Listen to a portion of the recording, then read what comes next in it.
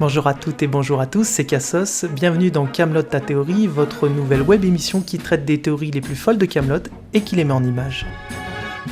Nous sommes le 22 juin et Camelot premier volet sort dans moins d'un mois. J'ai toujours autant de théories et cette fois, je voudrais m'intéresser à un personnage que nous n'avons jamais vu dans Camelot et pourtant qui est présent tout au long de l'histoire. Camelot ta théorie, ça commence maintenant.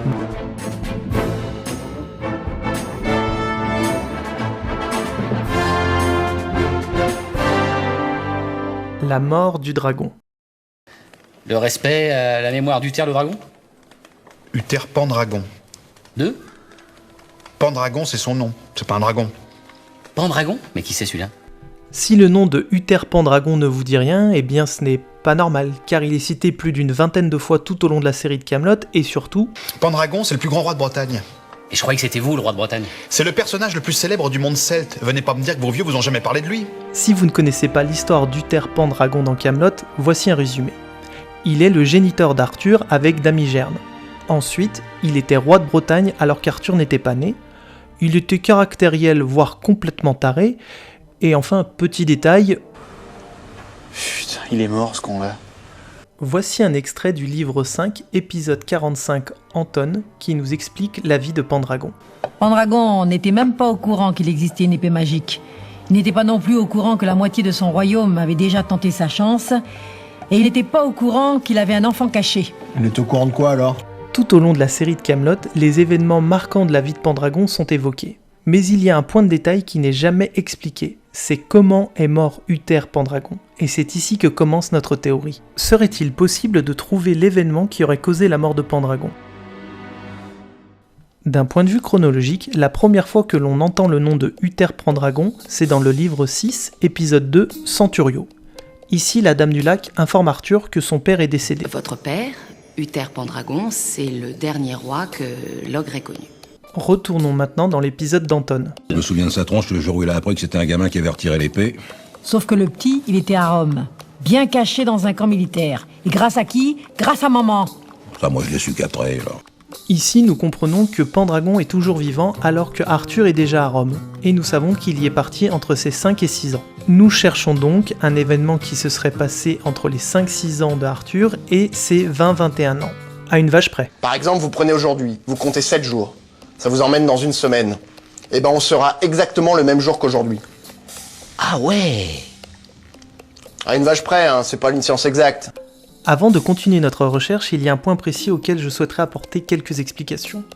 Les livres 1 et 2 ne sont pas très précis chronologiquement. En effet, d'un épisode à un autre, Arthur semble rajeunir ou semble vieillir. Arthur est notre seul véritable point de repère sur la temporalité qu'il y a dans Camelot. Lorsqu'il part de Rome, il semble avoir entre 20 et 21 ans. Lors du dernier épisode de Camelot, on peut estimer que Arthur a entre 35 et 36 ans puisque ça fait 15 ans qu'il est en Bretagne. Nous sommes donc obligés de faire une estimation de l'âge qu'a Arthur potentiellement sans avoir de réelle certitude. Je vois pas ce qui est pas clair. C'est pas possible que ce soit aussi simple que ça. Mais pourquoi ça devrait être compliqué? Nous pouvons maintenant reprendre notre recherche et nous rendre dans le livre 2, épisode 9, le terroriste. Arthur et Lancelot font face à un prisonnier qui a connu Uther Pendragon. À l'époque, je vous parle de ça, le château était même pas construit. J'ai fait 14 ans à Tintagel avant d'être transféré ici. Mais Pendragon parlait de pactiser avec les Romains, non? Vous vous rendez compte du fumier?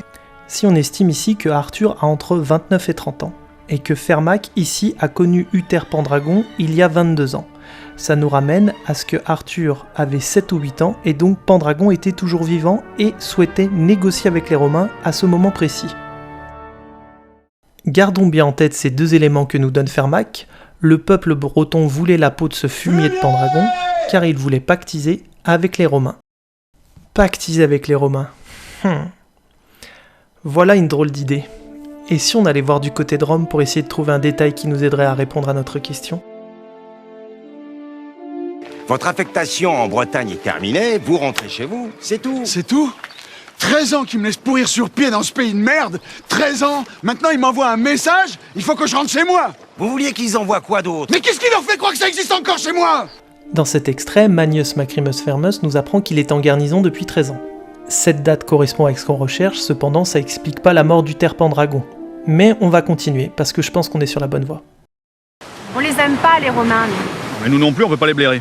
C'est pour ça on leur pique tout le temps des trucs, des fringues, des bateaux. Ils ont tué notre mère sous nos yeux quand on avait 7 ans. Mais notre mère, elle venait de tuer 60 Romains d'un coup, en empoisonnant la nourriture d'un camp. Ouais. Et si les jumelles du pêcheur disaient la vérité?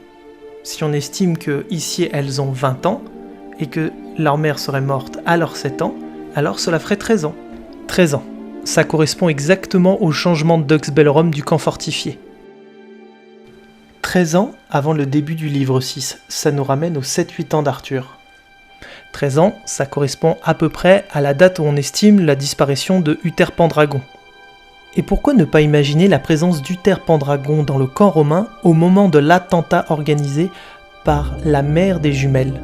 Cela vous paraît impossible? Et pourtant Fermac nous a bien dit que Pendragon pensait à pactiser avec les Romains. De plus, Hygerne nous a expliqué que Pendragon était tout à fait capable de tuer son fils pour ne pas perdre le trône de Bretagne. Pendragon l'aurait tué, sinon. Mettons-nous à la place de Uther Pendragon pendant quelques secondes. Il apprend que l'épée des rois a été retirée par un enfant. Il ne sait pas qui, il ne sait pas comment. Cette épée magique va donner la légitimité à son porteur de devenir roi de Bretagne, puisque ce sont les dieux qui l'auront envoyé. Il ne reste alors plus que 2 solutions à Uther.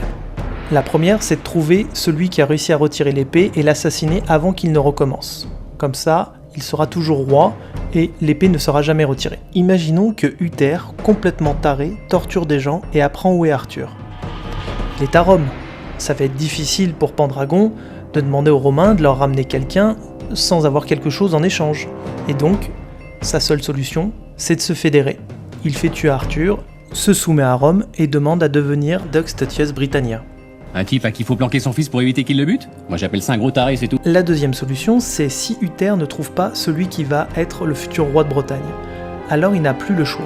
Il doit se soumettre à l'envahisseur romain, se fédérer, demander à devenir Dux Statius Britannia. Et lorsque celui qui sera en possession de l'épée revendiquera le trône de Bretagne, devra affronter l'armée romaine. Ah oui, là on est quand même sur un niveau de connerie remarquable. Si ma théorie se tient, il est certain que Pendragon devait fédérer son peuple avec celui de Rome. Il n'avait pas le choix. Il était piégé. A-t-il subi un attentat direct ou était-il une victime collatérale? Ça je ne sais pas. Mais je suis persuadé qu'il était dans ce camp fortifié et qu'il a été empoisonné. Vous n'êtes pas convaincu par ma théorie? Rassurez-vous, j'ai gardé une très bonne munition pour vous convaincre.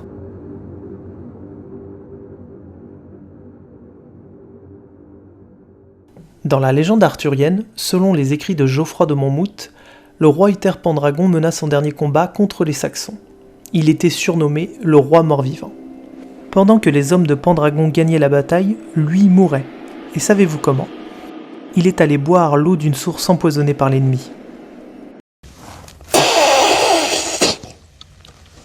C'est une blague? Nous savons que dans les films de Kaamelott, nous allons voir l'enfance d'Arthur. Je pense que nous allons voir l'enfance de Lancelot, et je me demande si nous n'allons pas voir aussi une partie de la vie de Pendragon, son vécu, son histoire, et tous ses mauvais choix. Nous savons que les films Kaamelott vont être des comédies, alors imaginez-vous l'écriture d'Alexandre Astier avec Starret de Pendragon, ça pourrait donner de sacrés gags. Kaamelott ta théorie, c'est terminé pour cet épisode, j'espère que ça vous a plu, et vous n'hésitez pas à vous faire un petit frichti de like, de commentaires, de partage et d'abonnement. Vous n'hésitez surtout pas à prendre votre ticket pour le 21 juillet et aller voir le film Kaamelott premier volet.